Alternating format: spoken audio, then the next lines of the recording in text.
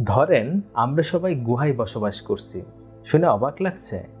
এই গুহায় বসবাস নিয়ে ফরাসি দার্শনিক প্লেটো তার দি রিপাবলিক গ্রন্থে একটি কাহিনী বর্ণনা করেছেন, যা আমাদের জীবনের সত্য ও মিথ্যার পার্থক্য বোঝাতে সাহায্য করে।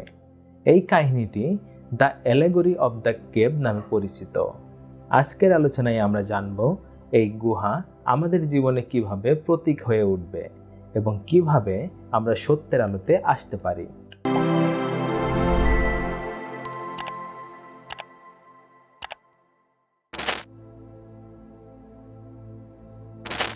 ধরেন আপনি একটি গুহায় বন্দী আছেন। আপনার পেছনে একটি আগুন জ্বলছে এবং সামনে একটি দেয়াল। আপনার মতো আরও কয়েকজন বন্দী আপনার পাশে বসে আছে। আপনারা সবাই চিরকাল সেই গুহার দেয়ালের দিকে তাকিয়ে আছেন এবং আপনাদের পেছনে কিছু মানুষ বিভিন্ন জিনিস নিয়ে হাঁটাচলা করছে। যেহেতু তারা আপনাদের পেছন দিয়ে হাঁটাচলা করছে, তাই আপনারা তাদের দেখতে পারছেন না, কিন্তু তাদের হাঁটার কারণে দেয়ালে যে ছায়া পড়ছে সেটা আপনারা দেখতে পারছেন এবং সেটাই ওই গুহার ভিতরে আপনাদের কাছে একমাত্র বাস্তবতা। আপনারা বিশ্বাস করেন এই ছায়াগুলোই আসল জিনিস, এটাই আপনাদের পৃথিবী এবং এটাই আপনাদের জন্য একমাত্র সত্য। এরপর একদিন একজন বন্দীকে সেই গুহা থেকে মুক্তি দেওয়া হলো। সে গুহার অন্ধকার থেকে ধীরে ধীরে বাইরে বেরিয়ে এলো। বাইরে সূর্যের আলোতে প্রথমবার চোখ খুলতেই তার চোখ ঝলসে যাবার উপক্রম হলো। কিন্তু কিছু সময় অতিবাহিত হওয়ার পর সে দেখতে পায় প্রকৃত পৃথিবী। তখন সে বুঝতে পারে গুহার ছায়াগুলো ছিল মিথ্যা আর প্রকৃত পৃথিবী ছিল বাইরে, যেটা সে এখন দেখতে পাচ্ছে। এরপর সে গুহায় ফিরে গিয়ে বাকি বন্দীদের কাছে এই ঘটনা জানাতে চায়। গুহার বাইরে যে একটা পৃথিবী আছে, এই সত্য সে বাকি বন্দীদের জানাতে চায়। কিন্তু বাকি বন্দীরা তা বিশ্বাস করতে চায় না। তারা তার কথা বিশ্বাস করে না, কারণ তারা শুধু গুহার ভিতরে ছায়াগুলোকেই জানে এবং সেই ছায়াগুলোকেই তাদের কাছে প্রকৃত সত্য মনে হয়। এর বাইরের সব কিছু তাদের কাছে মিথ্যা। এই কাহিনীটি আমাদের শেখায়, যখন আমরা নতুন কিছু জানি তখন আমাদের পুরনো ধারণাগুলো ভাঙতে হয়। পুরনো ধারণাগুলো থেকে বের হতে না পারলে আমরা কখনোই নতুন কিছু শিখতে পারবো না।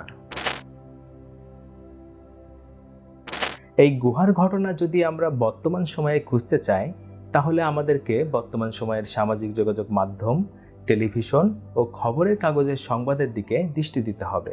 এই মাধ্যমগুলোর সংবাদ আমাদের একটি নির্দিষ্ট দৃষ্টিকোণ দেয়, যা সবসময় হয়তো ঠিক নয়। ধরেন আপনি সামাজিক যোগাযোগ মাধ্যম ফেসবুকে একটি খবর দেখলেন। আপনি দেখলেন অন্য সবাই এই খবরটি সঠিক বলে প্রচার করছে। সেটা দেখে আপনিও সেটা বিশ্বাস করলেন।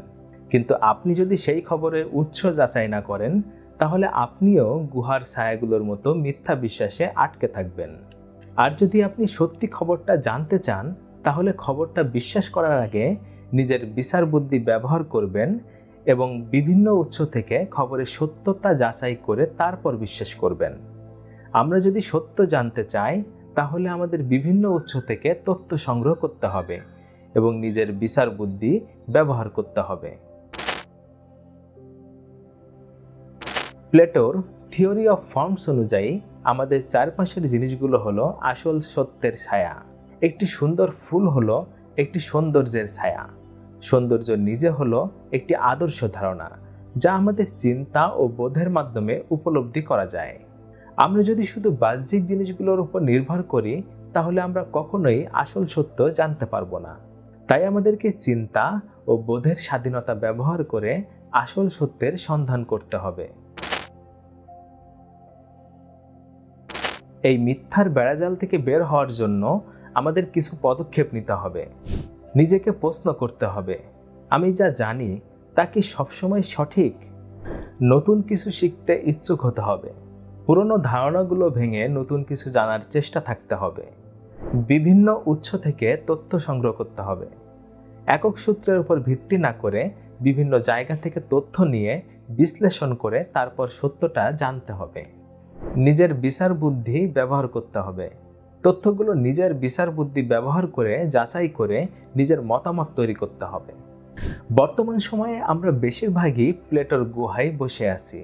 আমাদের চারপাশের ছায়াগুলোকে আমরা সত্য বলে ধরে নেই, কিন্তু আসল সত্য জানতে হলে গুহা থেকে বেরিয়ে আসতে হবে।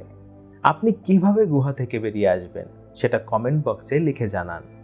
আজকের ভিডিওটি ভালো লাগলে লাইক দেন আর চ্যানেলটি সাবস্ক্রাইব করতে ভুলবেন না। নতুন কোনো দর্শন নিয়ে দেখা হবে পরবর্তী কোনো ভিডিওতে। সেই পর্যন্ত সবাই ভালো থাকুন। ধন্যবাদ।